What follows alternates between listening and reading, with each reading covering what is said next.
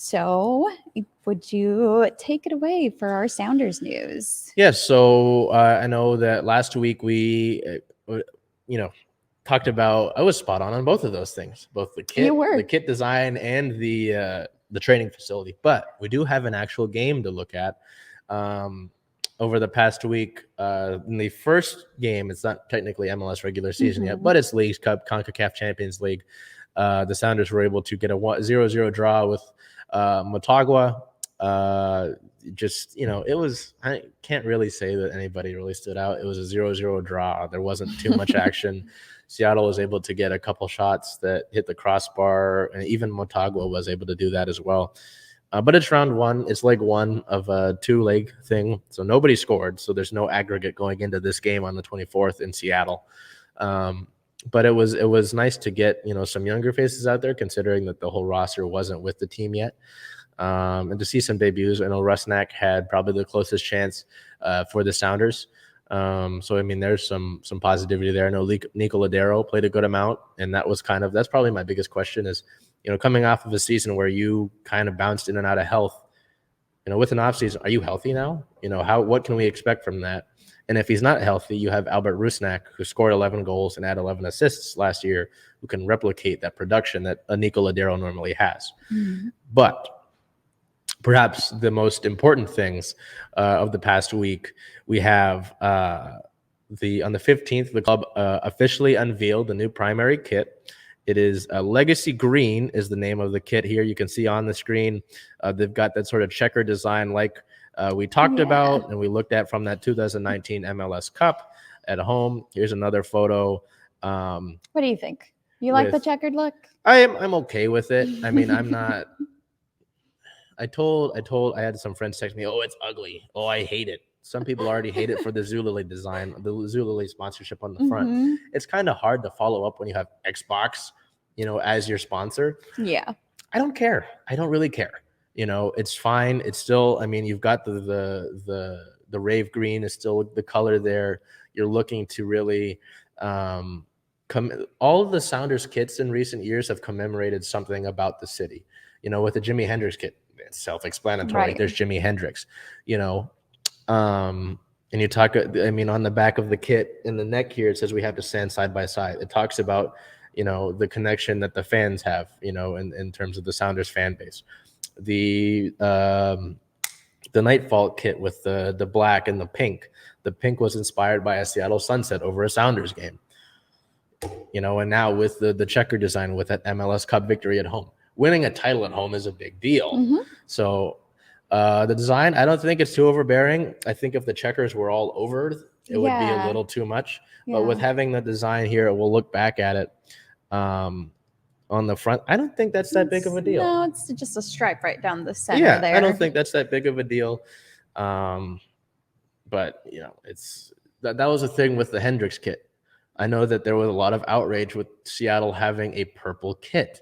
When it's, you normally wear blue and green. Why is there purple? And then it's sold out for like a year. As we talked about working with the team store. Yes, it sold out for like a year. I would know. It was, we couldn't get them. You can't please everyone, but there's obviously going to be people out there that are going to be happy with the design. Yeah, so I say give it. When we're in March, it'll be, I actually kind of like it. Yeah. Give it a little bit. I know there's some jerseys that are like, this looks terrible. I don't know. Has there been any NFL that really, I don't know. I know with some of like the MLB city designs, it's like, what are you doing? You know? Same for the NBA city design jerseys. But it's like some of them you automatically, this looks bad. We're still committed fans at the end of the day, and we're still going to buy the jerseys. Who is this we? No. But the other big news on the 16th of the month was that the club unveiled their new training facility in Long Acres, Renton, coming in 2024. So we take a look at the mock design here. You can kind of see on the left-hand side of the screen, there's the sort of headquarters building, and then you've got the fields. So the location of Long Acres in Renton used to hold a racetrack from 1933 to 1992. That horse racing has all since moved to Emerald Downs in Auburn of the state.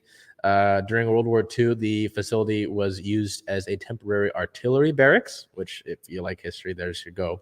The land was purchased by Boeing in 1990, and for the longest time used as the company's corporate headquarters until recently. I think Boeing moved to Chicago, was it?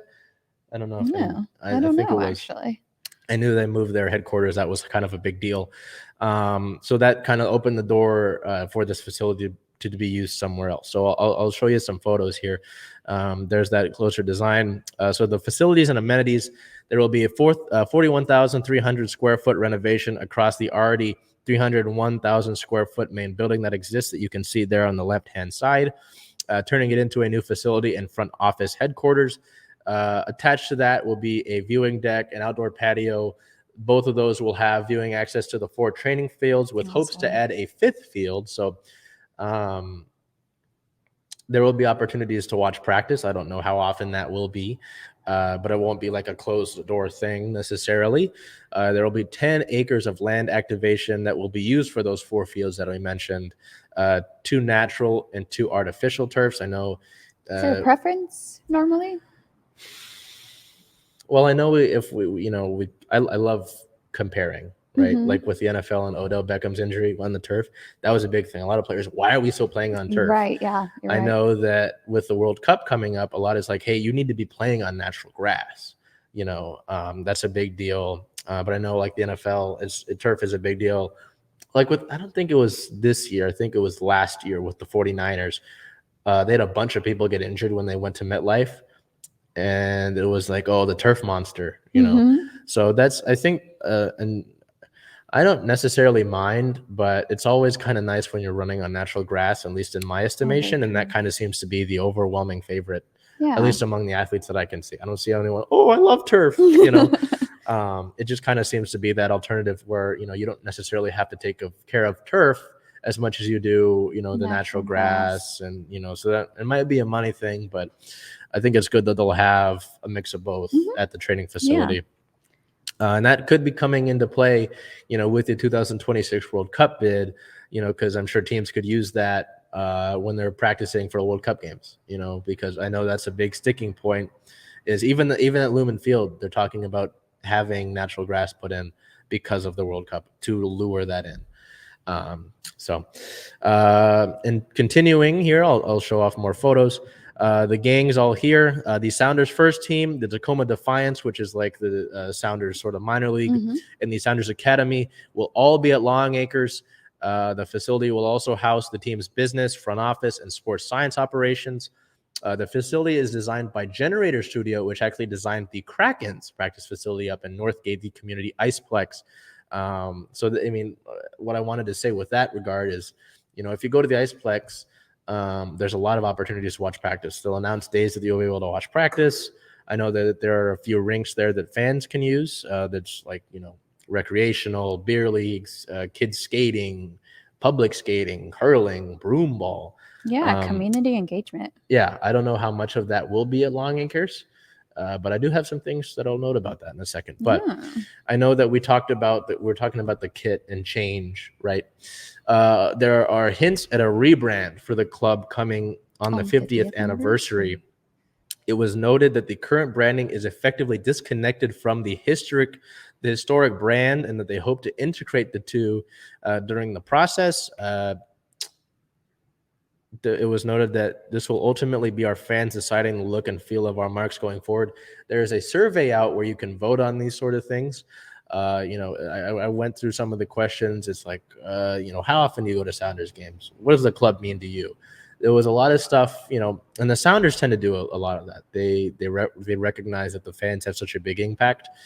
But it's interesting when you talk about a rebrand at all, right? I know with the Storm, with their rebrand, I was a little bit nervous because with this logo at first, I wasn't too sure. I was like, I don't know. But it kind of grew on me over time, right? I mean, you've got the Space Needle in there. You've got sort of the basketball design itself. And then you've got the little storm aspect of it with the lightning bolt, right? And this is all coming the same year that their training facility should open. Yeah. Yes. So it'll be a big 2024 will be a big year,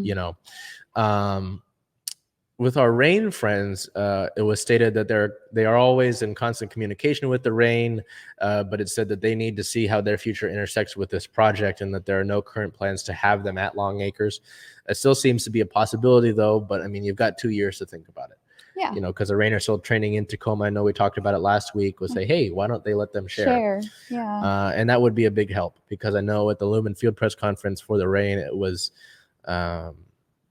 a world-class facility for world-class athletes. This would include that, because the Reign still train in Tacoma on a high school pitch.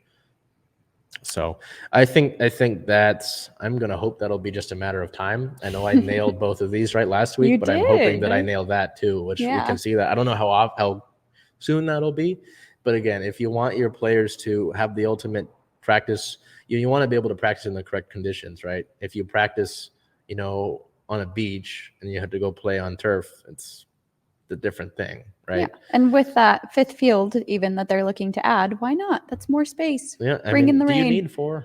Do you need 4? No, we need 5.